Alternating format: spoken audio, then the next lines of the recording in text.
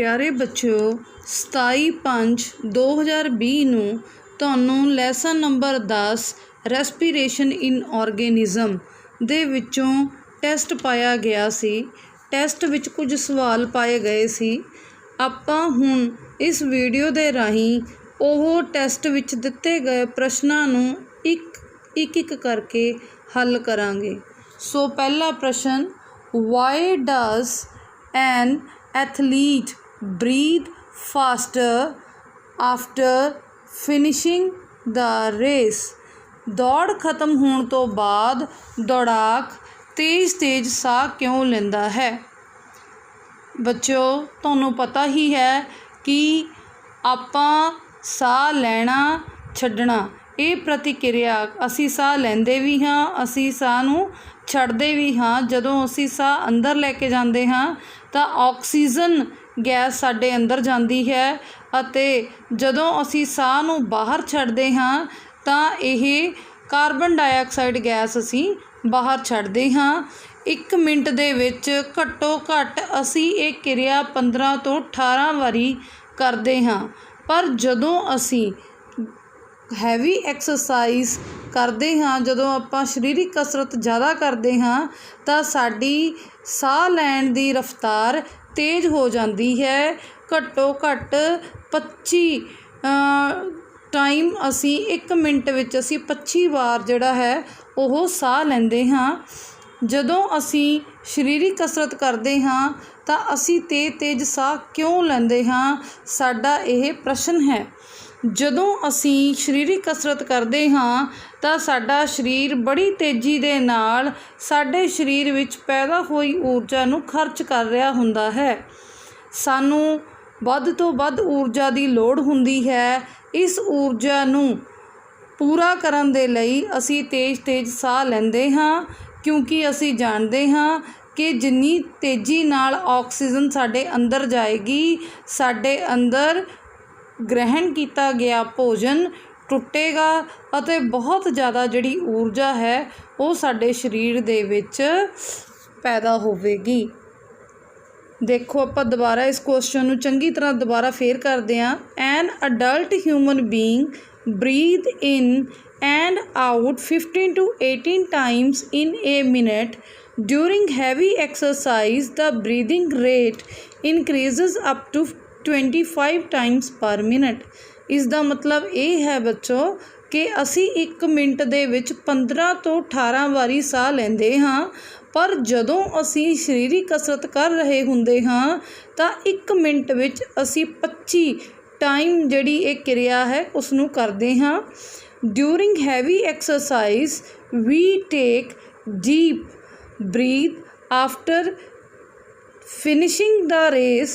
We need extra energy to meet demands of oxygen.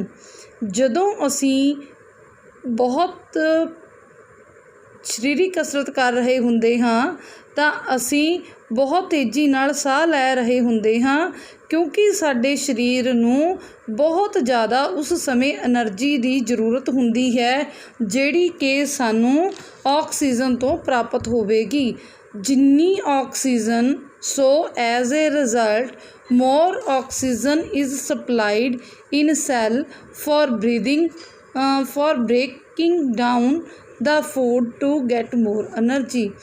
ਇਸ ਦਾ ਭਾਵ ਇਹ ਹੈ ਕਿ ਜਿੰਨੀ ਜ਼ਿਆਦਾ ਆਕਸੀਜਨ ਸਾਡੇ ਸਰੀਰ ਵਿੱਚ ਸਪਲਾਈ ਹੋਵੇਗੀ ਓਨਾ ਹੀ ਭੋਜਨ ਸਾਡੇ ਸੈੱਲਾਂ ਵਿੱਚ ਟੁੱਟੇਗਾ ਅਤੇ ਜਦੋਂ ਸਾਡੇ ਸੈੱਲਾਂ ਦੇ ਅੰਦਰ ਭੋਜਨ ਟੁੱਟੇਗਾ ਤਾਂ ਬਹੁਤ ਜ਼ਿਆਦਾ ਮਾਤਰਾ ਦੇ ਵਿੱਚ ਜਿਹੜੀ ਊਰਜਾ ਹੈ ਉਹ ਸਾਡੇ ਸੈੱਲਾਂ ਨੂੰ ਪ੍ਰਾਪਤ ਹੋਵੇਗੀ।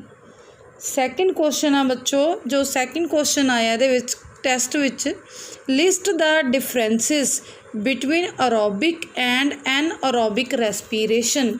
ਇਸ ਕੁਐਸਚਨ ਨੂੰ ਕਰਨ ਤੋਂ ਪਹਿਲਾਂ ਆਪਾਂ ਜਾਣੀਏ ਕਿ ਅਰੋਬਿਕ ਰੈਸਪੀਰੇਸ਼ਨ ਕੀ ਹੁੰਦੀ ਹੈ। ਅਰੋਬਿਕ ਰੈਸਪੀਰੇਸ਼ਨ ਬੱਚੋ ਉਹ ਹੁੰਦੀ ਹੈ ਜਿਹੜੀ ਆਕਸੀਜਨ ਦੀ ਮੌਜੂਦਗੀ ਵਿੱਚ ਹੁੰਦੀ ਹੈ ਅਤੇ ਐਨਅਰੋਬਿਕ ਰੈਸਪੀਰੇਸ਼ਨ ਤੋਂ ਭਾਵ ਉਹ ਸਾਹ ਕਿਰਿਆ, ਉਹ ਕਿਰਿਆ ਜਿਹੜੀ ਆਕਸੀਜਨ ਦੀ ਅਣਹੋਂਦ ਵਿੱਚ ਹੁੰਦੀ ਹੈ, ਜਿੱਥੇ ਆਕਸੀਜਨ ਦੀ ਜ਼ਰੂਰਤ ਨਹੀਂ ਹੁੰਦੀ। आओ आपां इहनूं जाणीए। सब तो पहला जिहड़ा क्वेश्चन है, डिफरेंस बिटवीन अरोबिक एंड एनअरोबिक रेस्पीरेशन। ये दोनों अरोबिक अते एनअरोबिक रेस्पीरेशन दे विच की फर्क है? It takes place in the presence of oxygen. जिहड़ी ऑक्सीसाह क्रिया है, अरोबिक रेस्पीरेशन है, ये ऑक्सीजन की मौजूदगी विच हुंदी है। It takes place in the absence of oxygen. Anaerobic respiration oxygen की अणहोंद विच हुंदी है। Aerobic respiration more energy is produced. बहुत ज़्यादा मात्रा दे विच जिहड़ी ऊर्जा है वो पैदा हुंदी है। Lace energy is produced. एनअरोबिक रेस्पीरेशन जिहड़ी अणऑक्सीसाह क्रिया है उस दे विच घट मात्रा दे विच जिहड़ी ऑक्सीजन है वो मिलदी है।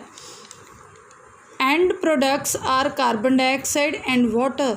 अरोबिक रेस्पीरेशन दे विच जिहड़े अखीर ते सानू उत्पाद मिलते हैं, जो प्रोडक्ट बनते हैं, वो हैं कार्बन डाइऑक्साइड ते पानी।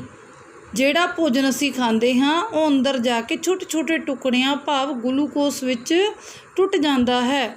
जदों ग्लूकोस अपने छोटे रूप धारण कर लैंदा है तो ऑक्सीजन दे नाल मिल के जिहड़ा ग्लूकोस है इहदे होर भी छोटे छोटे टुकड़े हो जाते हैं। जिहड़ा ग्लूकोस है ऑक्सीजन दे मिलण दे नाल ये कार्बन डाइऑक्साइड अते पानी अते ऊर्जा इस विच टुट जाता है। ਜਦੋਂ कि एनअरोबिक रेस्पीरेशन के जोड़े एंड प्रोडक्ट ने, अखीरले उत्पाद ने, वो carbon dioxide, lactic acid and alcohol. जदों ऑक्सीजन की गैर मौजूदगी दे विच ये भोजन टुटदा है, जदों ऑक्सीजन की सप्लाई नहीं मिलती तो यह अल्कोहल, लैक्टिक एसिड ते कार्बन डाइऑक्साइड दे विच टुट जाता है। चौथा पॉइंट जिहड़ा हैगा, it takes place in mitochondria. जिहड़ी अरोबिक रेस्पीरेशन है, साडे सैलों के अंदर बच्चों बहुत छोटे अंग हुंदे हन जिहड़े कि जिसनों माइटोकॉन्ड्रिया, एक जिहड़ा छोटा निकड़ा अंग है उसनूं असीं माइटोकॉन्ड्रिया कहंदे हाँ। उस दे विच जाके जिहड़ी अरोबिक रेस्पीरेशन की क्रिया है वो पूरी हुंदी है। जदों कि एनअरोबिक रेस्पीरेशन की क्रिया साइटोप्लाज्म दे विच पूरी हुंदी है। ये बच्चों प्रश्न आपां दो क्वेश्चन कर ले अरोबिक ते एनअरोबिक रेस्पीरेशन दे, अरोबिक एंड एनअरोबिक रेस्पीरेशन। अगे तीसरा क्वेश्चन जिहड़ा आपां करन जा रहे हैं, सिमिलैरिटीज़ बिटवीन अरोबिक एंड एनअरोबिक रेस्पीरेशन। कि सिमिलैरिटीज़ की ने, कि इन्हां विच दोनों विच समानतावां हन। Both are cellular respiration. दोनों ही क्रिया सैलों दे विच होण वाली क्रिया है। दोनों तरह की क्रिया है सैलों दे विच हुंदी है। Energy is produced in both. दोनों दे विच जिहड़ी ऊर्जा है वो सानू प्राप्त हुंदी है। ये बच्चों तुहाडा तीसरा प्रश्न सी। हुण आपां चौथे प्रश्न ते आउने आ।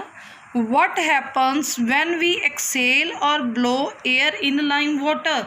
की हुंदा है जदों लाइम वाटर का भाव चूने का पानी, चूने के पानी विच जदों असी फूक मारते हाँ तो की हुंदा है। देखो इत्थे एक क्रिया दिखाई गई है, ये लड़की है, इसने चूने का पानी लिया है। चूने के पानी दे विच ये कोल्ड ड्रिंक की जो पाइप हुंदी है या आपां इहनूं स्ट्रॉ कह लैंदे आ, उस दे राही ये हवा जिहड़ी हैगी फूक मार रही है। अपना प्रश्न ये है कि जदों चूने के पानी दे विच साडे वल्लों फूक मारी जाती है तो की हुंदा है। बच्चों जिवें तुहानूं इत्थे दिख रहा है कि जिहड़ा चूने का पानी है बिल्कुल पानी वर्गा दिख रहा सानूं, इहदा कोई रंग नहीं है। ਜਦੋਂ ਅਸੀਂ ਇਸ ਦੇ ਵਿੱਚ ਫੂਕ ਮਾਰਦੇ ਹਾਂ ਤਾਂ ਚੂਨੇ ਦਾ ਪਾਣੀ ਦੁਧੀਆ ਹੋ ਜਾਂਦਾ ਹੈ।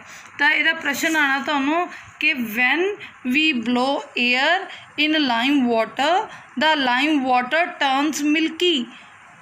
ਜਿਹੜਾ ਚੂਨੇ ਦਾ ਪਾਣੀ ਹੈ, ਆਪਾਂ ਬੱਚੋ ਇਹ ਜਾਣ ਲਿਆ ਕਿ ਚੂਨੇ ਦਾ ਪਾਣੀ ਦੁਧੀਆ ਹੋ ਜਾਂਦਾ ਹੈ, ਮਿਲਕੀ ਹੋ ਜਾਂਦਾ ਹੈ। ਪਰ ਕਿਉਂ ਹੁੰਦਾ ਹੈ? ਇਸ ਦਾ ਕਾਰਨ ਇਹ ਹੈ ਕਿ ਉਦੋਂ ਕੈਲਸ਼ੀਅਮ ਕਾਰਬੋਨੇਟ ਬਣਦਾ ਹੈ। ਕੈਲਸ਼ੀਅਮ ਕਾਰਬੋਨੇਟ ਕਿਵੇਂ ਬਣਿਆ?